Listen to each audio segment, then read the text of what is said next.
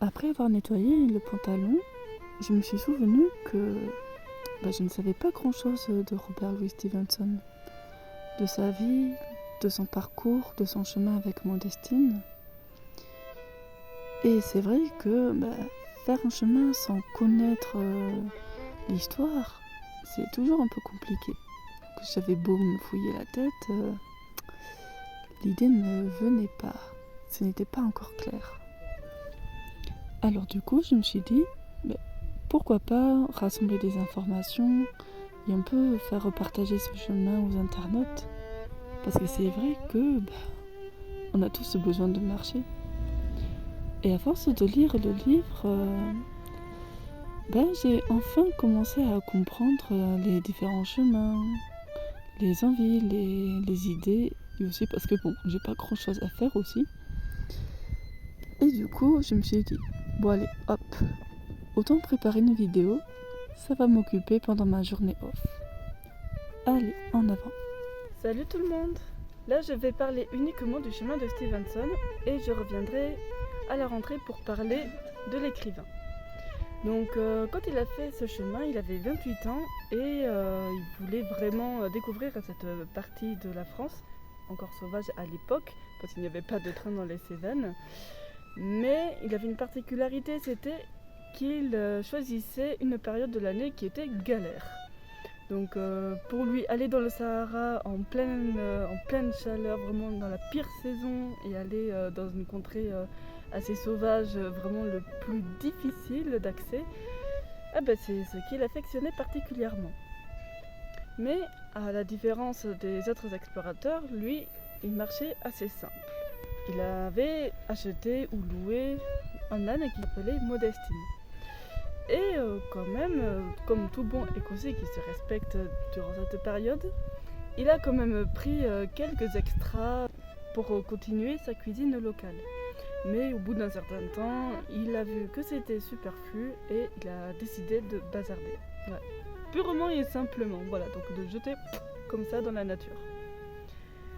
Donc là on est en 1878, en septembre, donc vraiment fin de l'été, début de l'automne, donc il fait assez frais. Déjà le matin je me caille quand je sors, voilà, donc je reste assez longtemps dans le sac de couchage. Et du coup il part de Monastier jusqu'à Saint-Jean-du-Gard. Alors par contre aujourd'hui, normalement le chemin de Stevenson il démarre de Puy-en-Velay jusqu'à Alès. Mais pourquoi on a changé pour démarrer avec 2 jours en plus, voilà. Donc le Puy-en-Velay parce que c'est le départ de tous les chemins, donc du chemin de Compostelle, du chemin de Stevenson, même si ce n'est pas vraiment le bon GR. Et aussi jusqu'à Alès parce que dans cette ville il y a des musées sur le désert des Cévennes, énormément de choses à voir, donc c'est plutôt historique. Mais normalement c'est le chemin de Monastier jusqu'à Saint-Jean-du-Gard. Voilà, donc là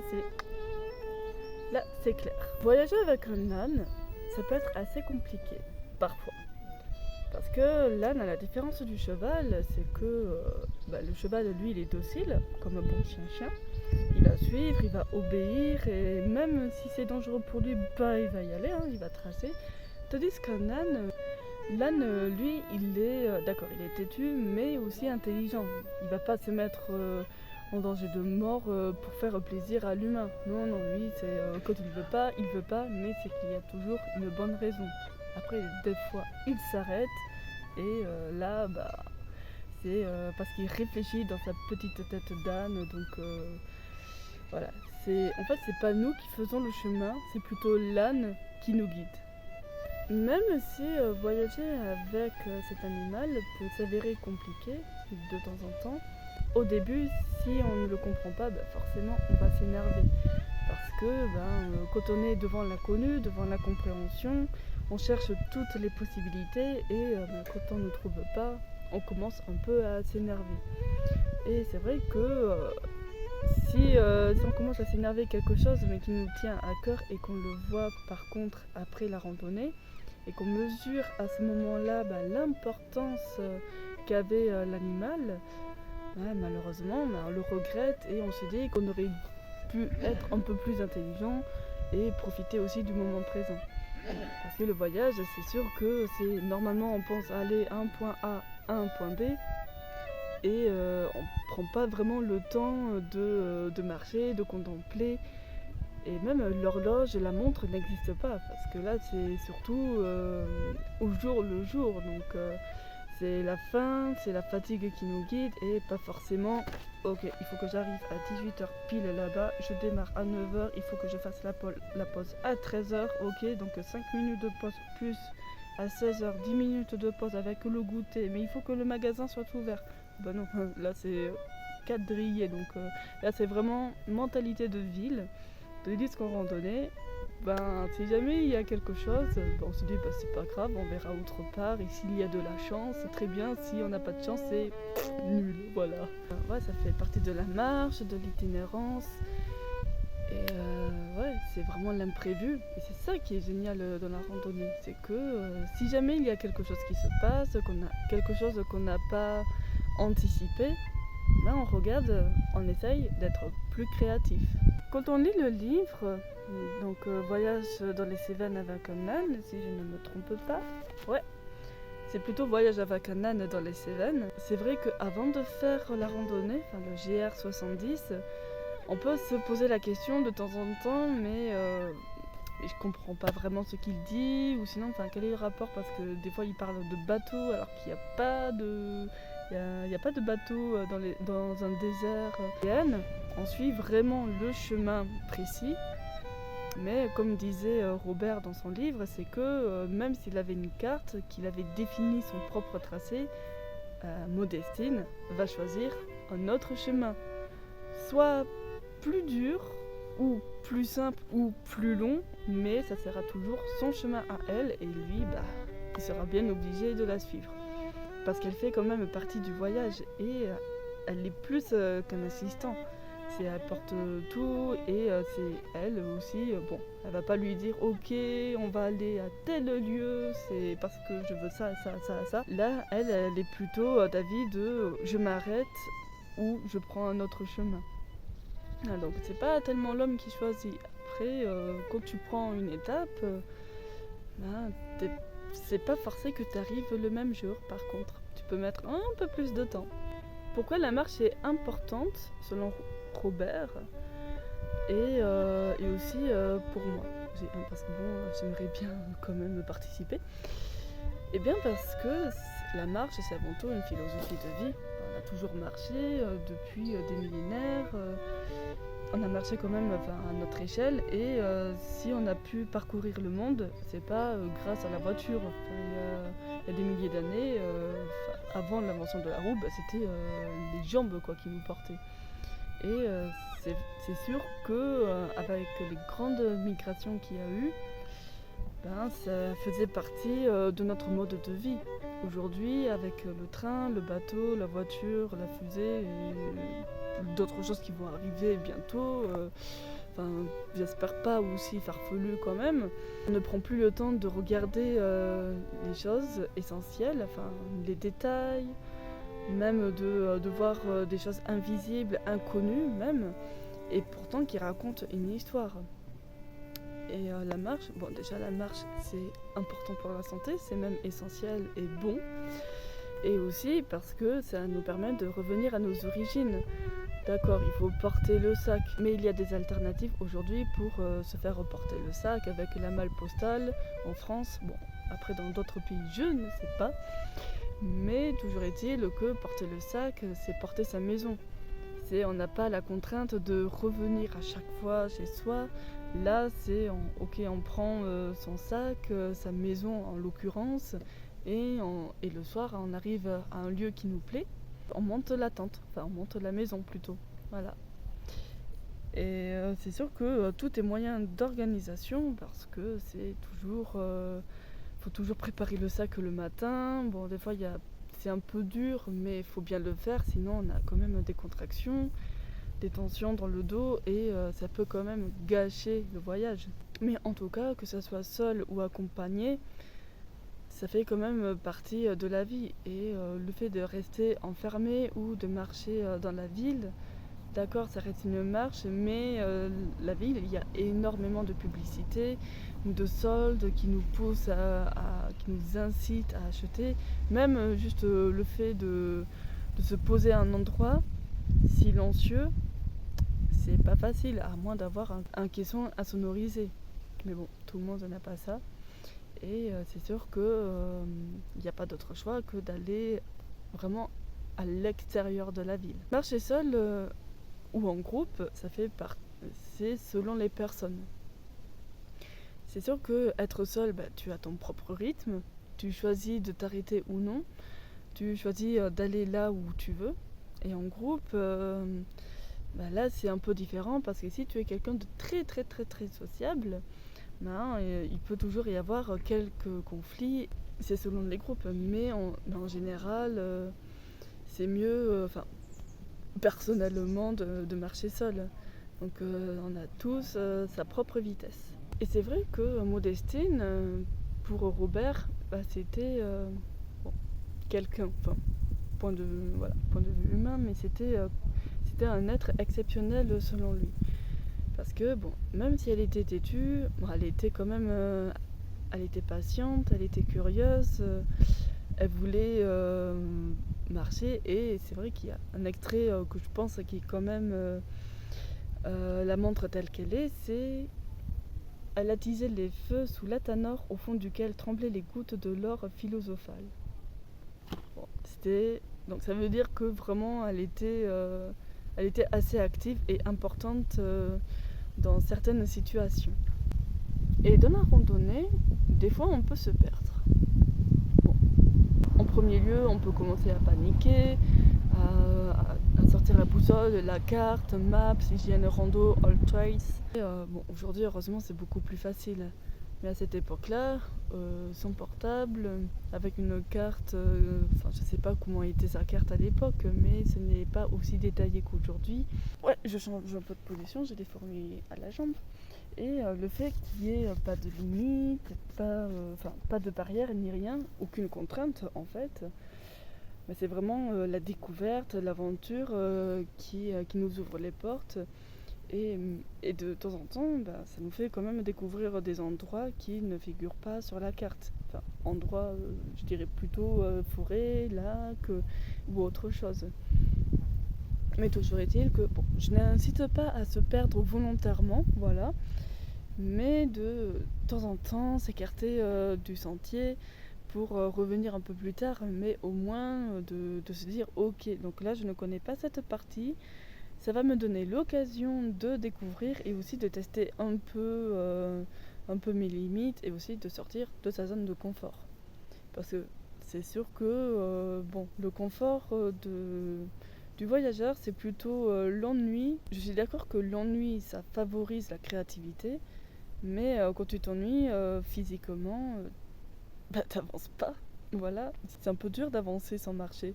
C'est pour ça que l'ennui en général, dans la randonnée surtout, c'est un peu mal vu parce que tu ralentis dans ta progression et forcément tu perds un temps considérable. Surtout si tu as un timing bien défini. Mais qu'est-ce qu'un voyage en défini ? Le voyage, c'est l'itinérance, surtout. Là, je ne vais pas parler pour tout ce qui est voiture, chemin, tout ça.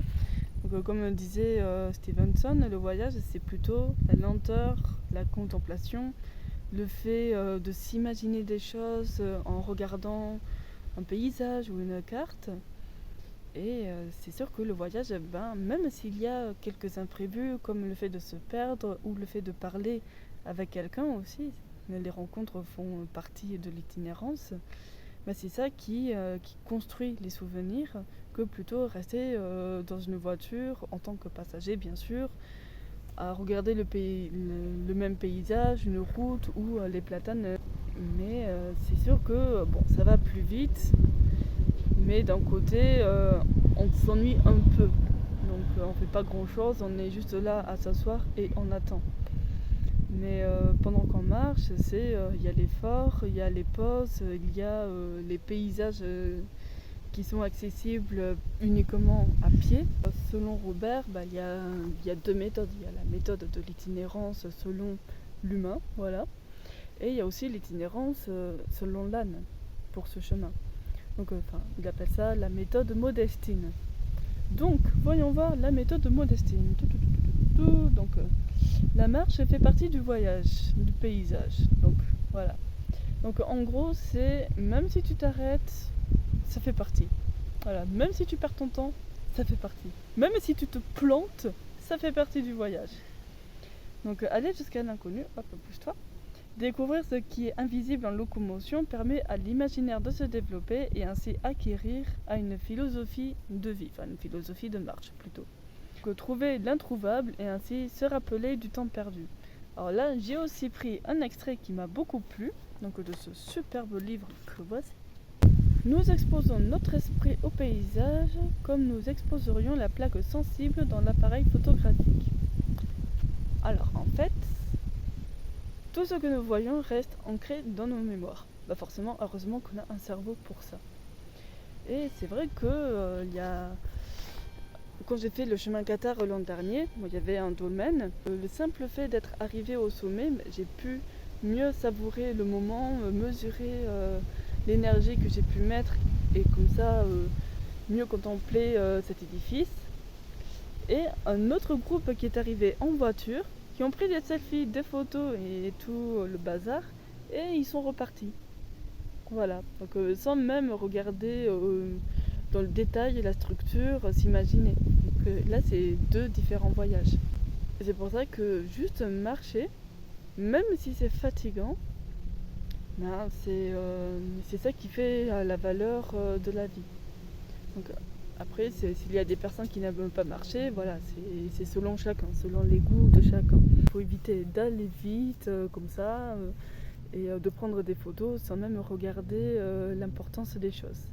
De temps en temps, pendant qu'il marchait, il a découvert dans les 4 régions différentes, donc le Velay, le Gévaudan, la Lozère et les Cévennes, 4 mentalités différentes. Donc c'était plutôt mentalité politique, voilà, j'entends bien. La mentalité des gens peut varier en fonction des régions. Donc il y en a qui peuvent être généreux et d'autres assez renfermés. C'est sûr que si jamais tu as un pépin, faut vraiment choisir la région où tu veux vraiment te fracasser. Donc, comme tout bon écrivain, Robert, lui, il est ingénieur. Son père était constructeur de phares, il me semble.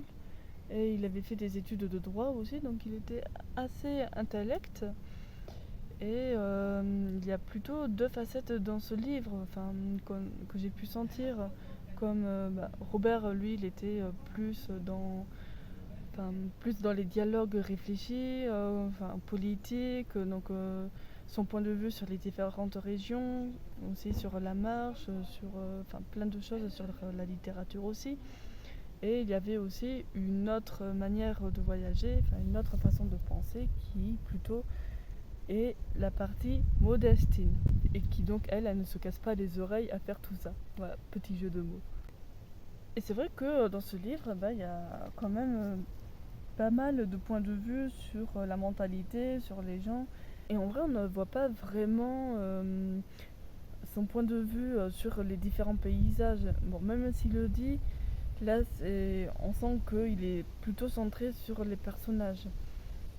Donc c'est pour ça qu'en général, quand on voyage, il faut éviter de trop s'attarder sur les détails politiques, même si ça peut servir parfois, mais plutôt de se dire, ok, comment je fais pour aller de là à là sans me péter la figure, et aussi de parler avec les gens. On rencontre des personnes de différents métiers, de différents âges, de différents rêves.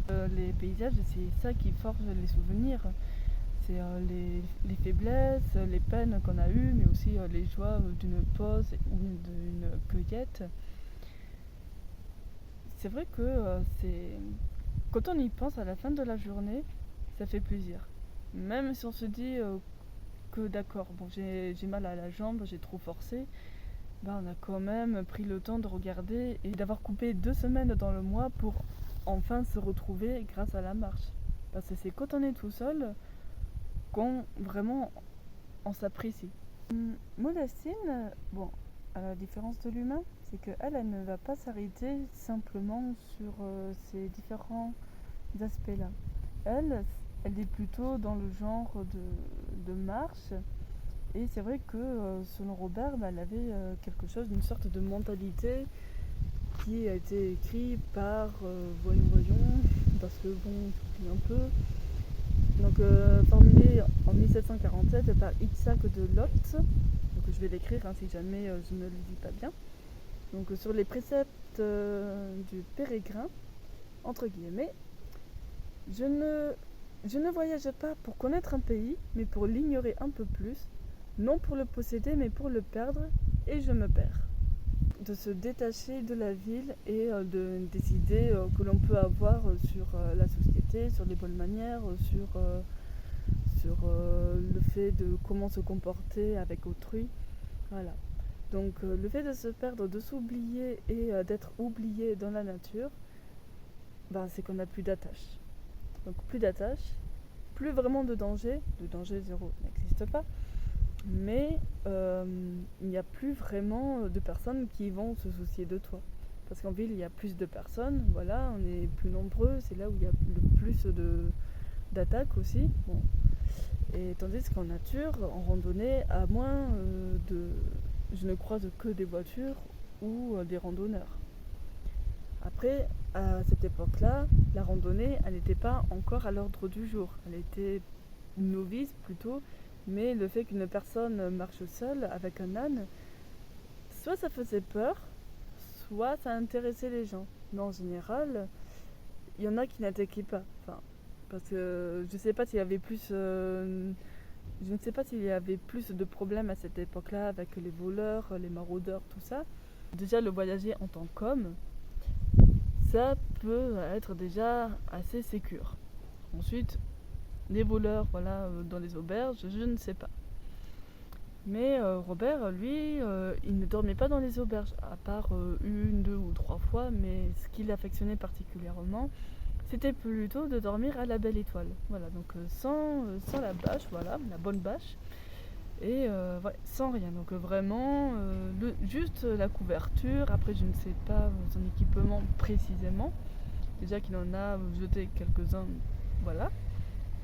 Mais vraiment le plus simplement possible pour justement être le plus créatif.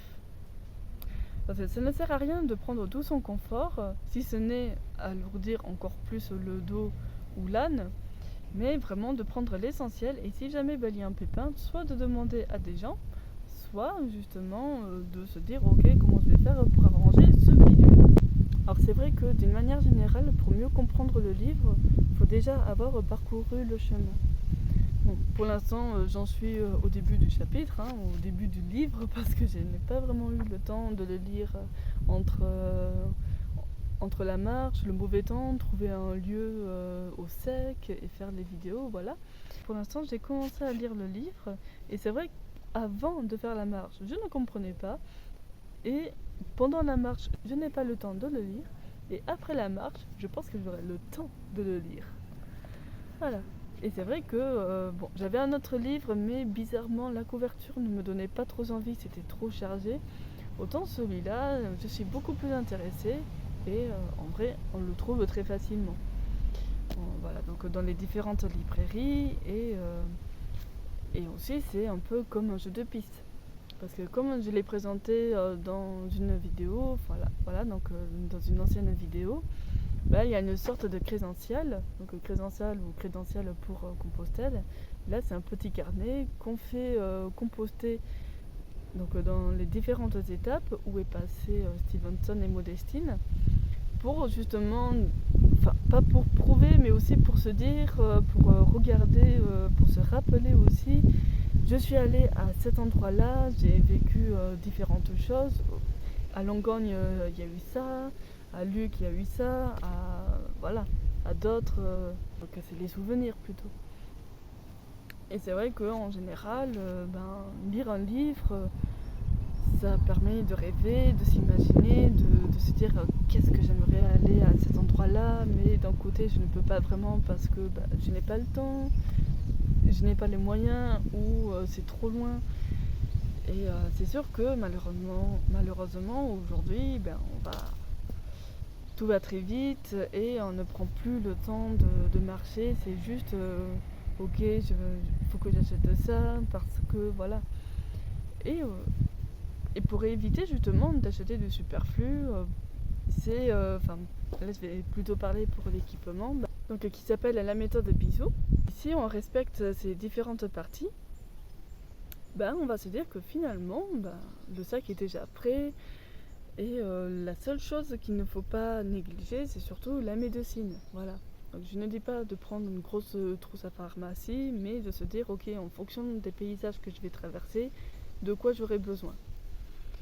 Donc de toute façon, avec Stevenson, avec la marche, elle est ni trop dure ni trop facile, elle est vraiment, je dirais, modérée. Mais c'est vrai que le fait de créer son GR, c'est assez palpitant quand même. Et comme vous avez pu le voir, je voyage avec un violon. Voilà. Alors, quels sont les avantages et les inconvénients ? Déjà, l'avantage, c'est que ce n'est pas mon violon d'origine. J'ai un violon qui est beaucoup mieux. Celui-là, j'ai trouvé dans une brocante. Enfin, vraiment. Et en vrai, c'est sûr que quand j'ai fait le chemin Qatar, je me suis dit, quand même, il manque quelque chose. J'ai pris soit l'harmonica, soit une flûte à bec, mais en général, j'aime pas trop souffler parce que, voilà, ça me gave. Mais le violon, comme je suis déjà violoniste à la base, c'est un instrument que je maîtrise parfaitement. Et je me suis dit que même si ça me rajoute du poids, que c'est encombrant, au moins je pourrais jouer de temps en temps dans les églises, même dehors, en face d'un canyon ou dans une forêt. Après, ça accompagne vraiment la marche, parce que le violon, je crois qu'à l'origine, il n'était pas vraiment bien aimé par la cour. C'est né qu'à partir de Lully, qui a fait rentrer les 24 violons du roi, que le violon est entré dans la catégorie de violon roi. Mais avant, le violon, c'était plus un instrument strident, voilà, qui n'était pas vraiment... qui n'était pas respecté. Voilà. C'était plutôt un violon de bas, d'une classe sociale vraiment basse.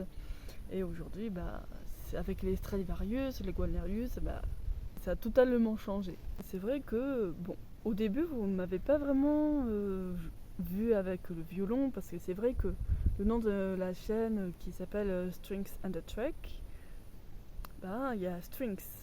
Donc soit cordes pour le tarp, soit cordes pour le violon. Mais c'est vrai que, comme vous avez pu le voir, je n'étais pas gâtée au niveau de la météo. Il a fait que pleuvoir, humide, et je me suis dit, je vais pas jouer avec un violon qui va prendre la flotte, là c'est mort. Donc plutôt, là je commence un peu à le ressortir, à jouer dans l'église vraiment qui est juste en face. Et c'est vrai que là je suis plutôt chanceuse parce qu'il y a énormément de soleil. Donc c'est sûr que quand on est musicien, surtout avec un instrument qui est vivant, parce que le bois respire, soit il se contracte, soit il se rétracte, c'est sûr qu'avec la météo, on est obligé de s'adapter un peu. Et heureusement que le violon, il est petit, j'ai pas pu trouver plus petit, un violon de poche, j'ai pas pu trouver ça, même pas de violon pliable.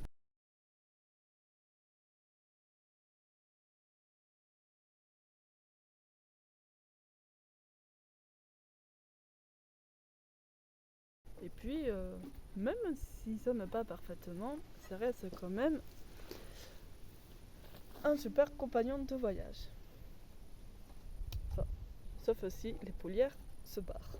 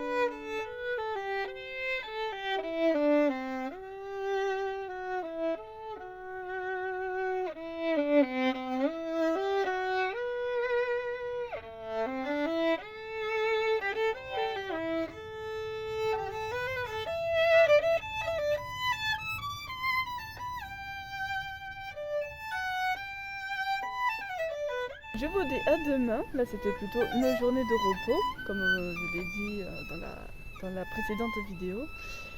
Et je vous dis à bientôt. Donc, n'oubliez pas de vous abonner, d'activer la cloche et de laisser un pouce bleu. Ouais, j'ai eu un petit doute. Voilà, à la prochaine!